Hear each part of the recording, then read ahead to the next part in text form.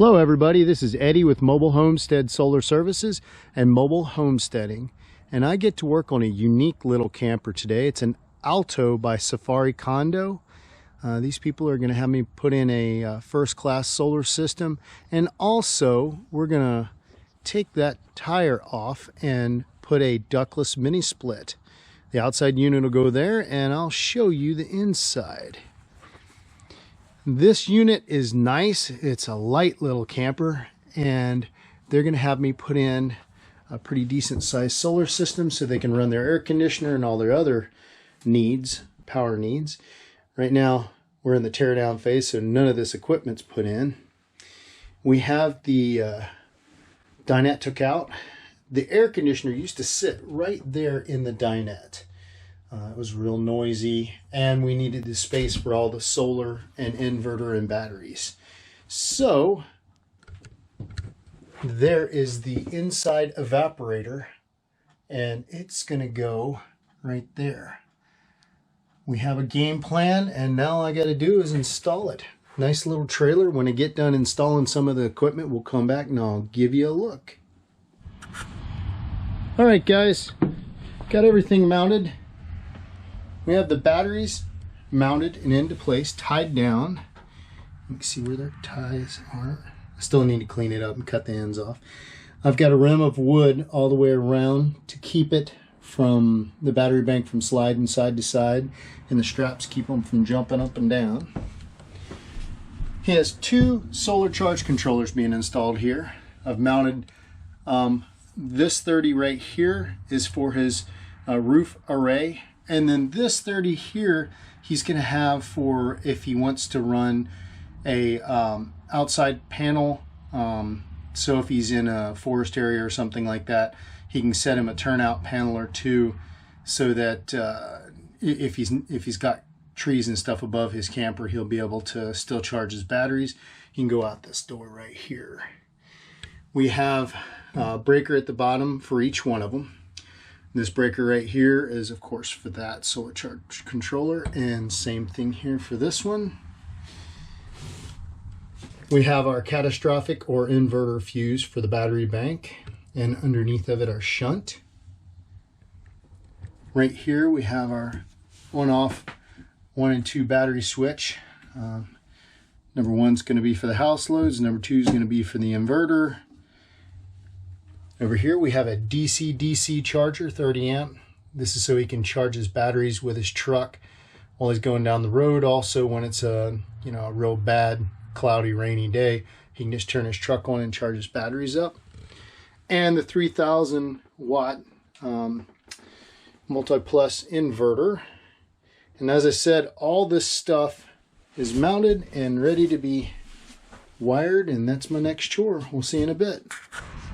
Hey guys, it is nice and cool today, but we had to put the trailer in yesterday because the weather that came through, that's the same system that ravaged parts of Arkansas and Kentucky and southern Illinois. My prayers go out to those people.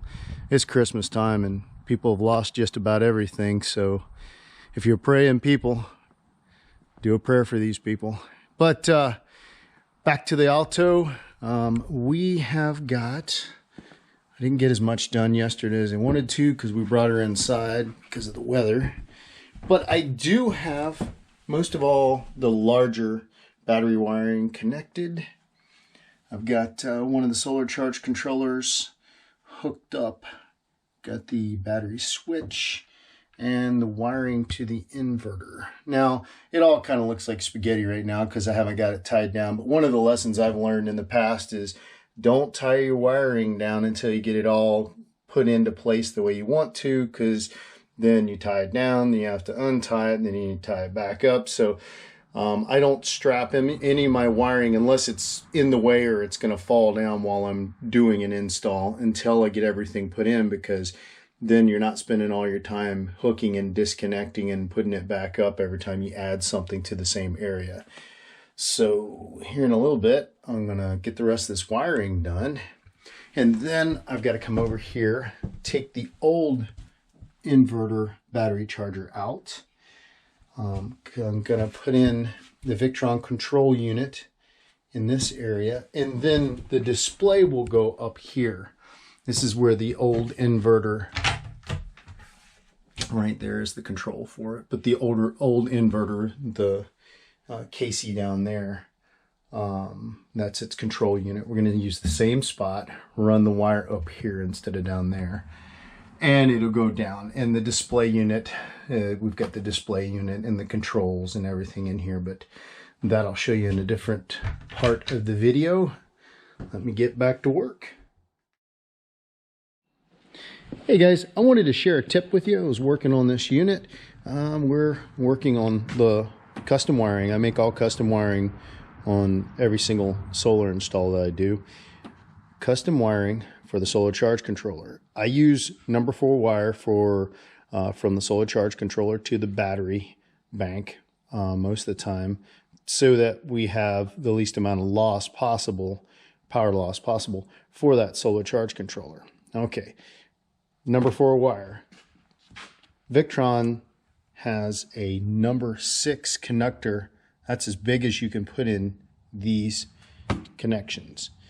So number 6 wire, number 4 wire. How do I fit a number 4 into this number 6 hole? What I do is I actually trim these down. You look real careful, you can see where I've trimmed it down to a number 6 size, and put a piece of heat shrink like that right there over top of it.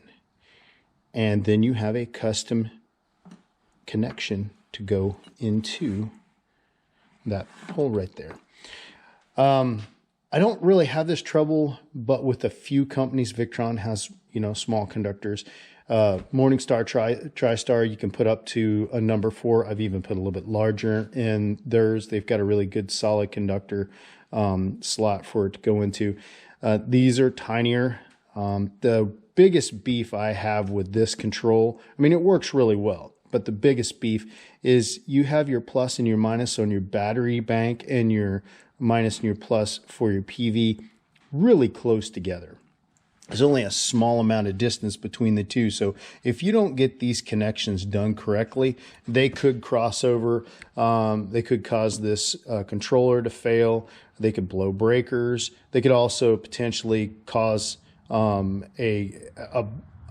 fire or a short across that area if this was just like this and you had little pieces of hair wire sticking out and it was touching over here to this one, then that could be potentially a problem with a DIY person that's just not used to handling that kind of stuff and can't figure out why their unit's not working. So, if you have one of these situations and you've got wire bigger, or even if you have wire that's messing up, number 6 wire, I could see where it would be a good idea to do like this, like I'm doing, because what it does is holds all that wire into a tight bond right there.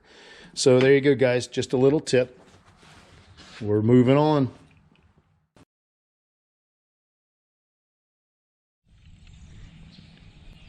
All right, we brought it back outside. Solar power storage system is completely installed. Solar panels are on.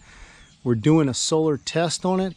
Now, this is not the greatest day in the world to do a solar test, but it's doing pretty good. Everything's working properly and it's getting charged, although it's limited because of the clouds. I'll give you a shot of the solar panels up here. All right, first thing there is the combiner box. Now that combiner box, the wire goes down beside the refrigerator and all along the inside of that dinette and then over to the solar panels on the other side. I'll point that out a little bit. They have 2 solar panels. They tilt from rear to front instead of side to side because of the way that we had to put them on this roof. But the only thing that's going to get in the way of shading any panels or anything is the max air fan. Nothing we can really do about that, but he can put the max air fan down during times when it's putting too much shade on the panels, especially when he's trying to tilt them. So let's go take a look inside.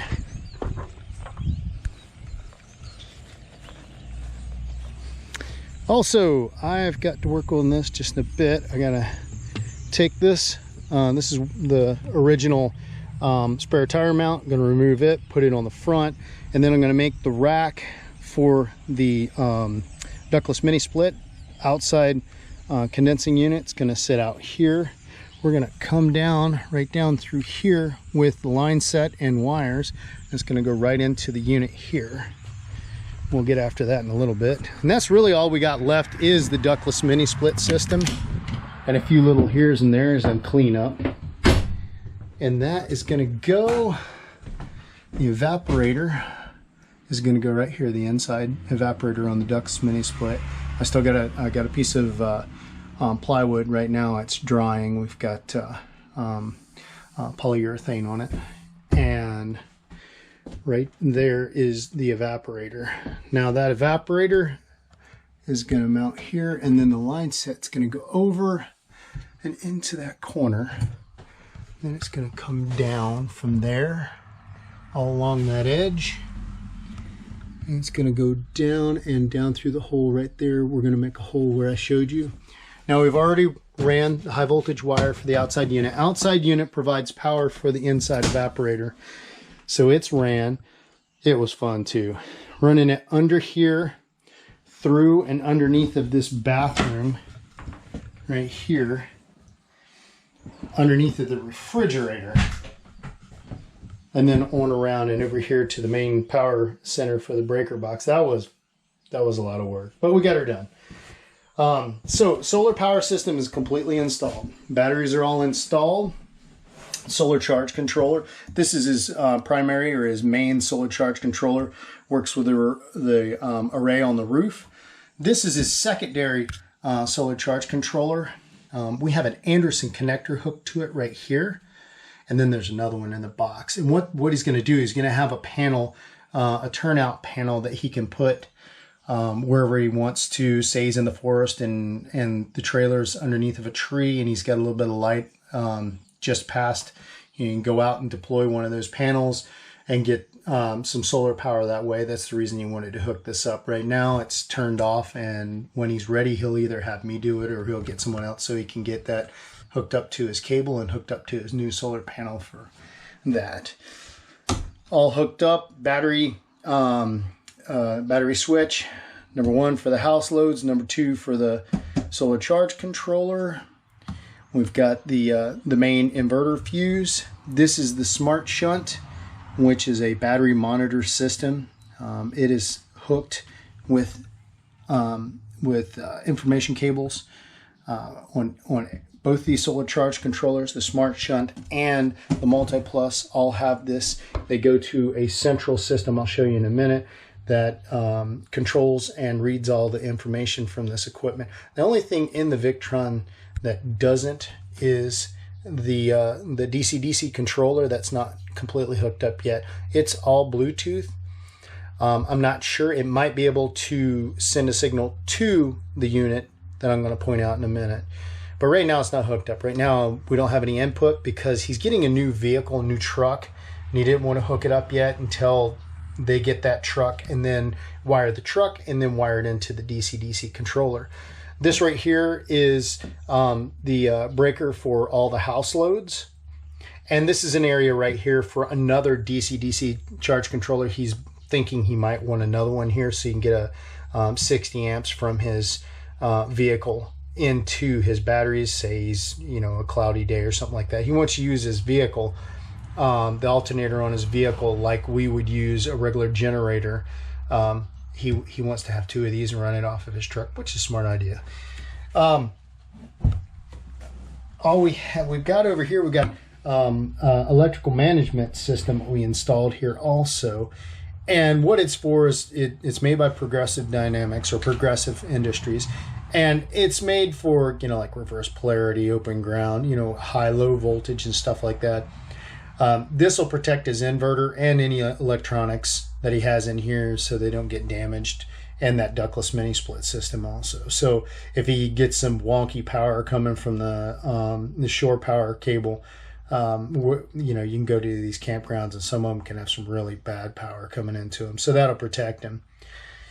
This right here is the solar disconnect for the solar array. And the reason it's here, a couple of reasons. One, the solar array, that box, combiner box I showed you, runs up there, comes down the inside of the back of the refrigerator down through here, because it was the only place we had to go, and comes along here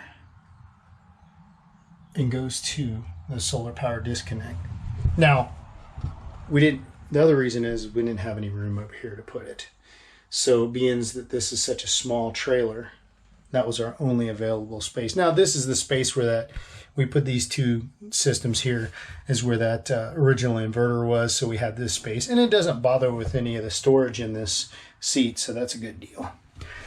Okay, this is Servo GT Victron interface. You can hook a multitude of things to this. Right now we just have the two solar power chargers and the smart shunt battery monitor, and of course the inverter are all hooked up to this unit, and a color display. The color display wire goes through, comes right up to here, and right now it's inverting.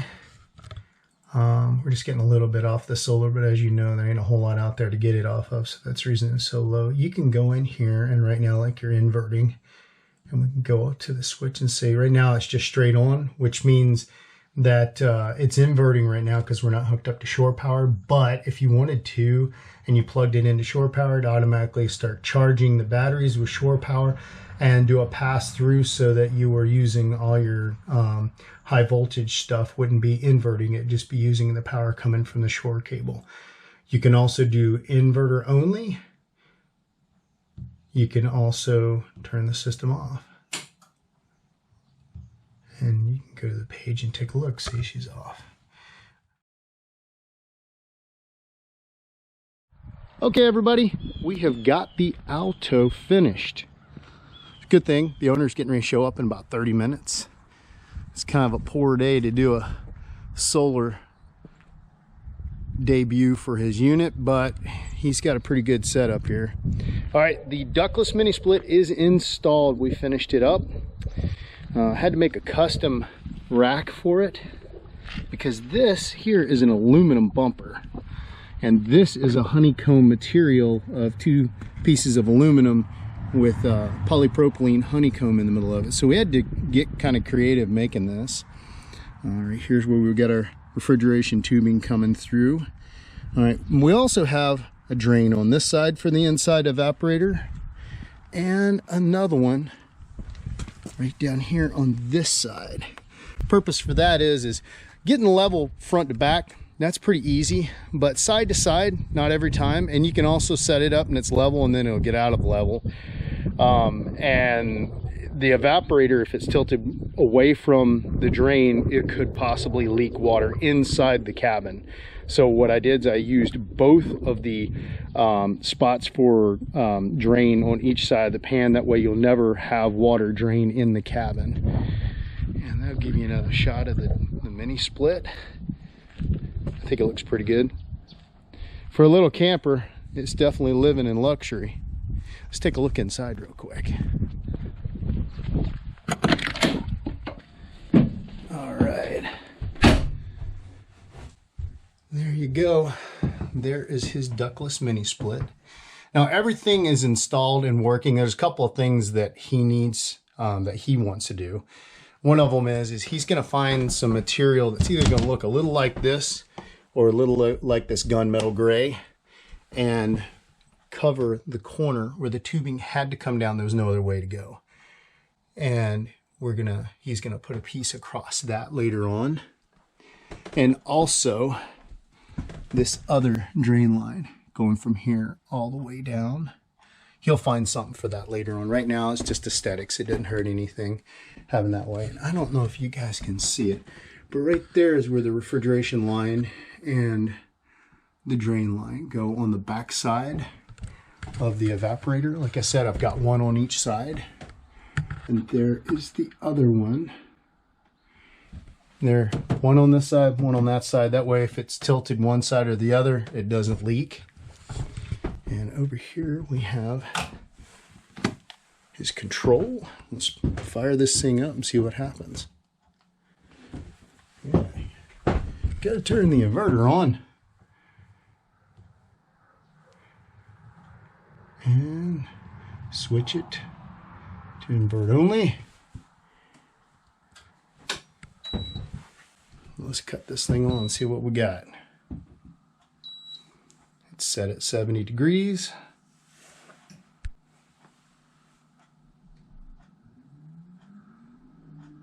And it's pretty quiet. We've got a ductless mini split in our trailer and I love it. I mean, I've got a 48 foot fifth wheel homemade trailer, and I couldn't say anything better about these units. They do their job. They're super quiet. About the only thing is keeping them clean. The inside evaporator, if you don't keep that filter clean, it can make it kind of a pain. All right, guys, I'll give you one more look around. There's your solar setup.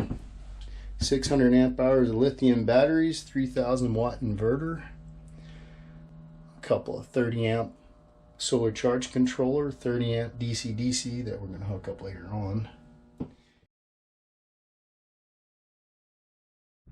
Well, there you go, guys. That is the solar install and ductless mini split install on the Alto by Safari Condo. It's been a challenging little outfit, but in the end I was very happy the way everything turned out. I want to say Merry Christmas, God bless, and happy trails.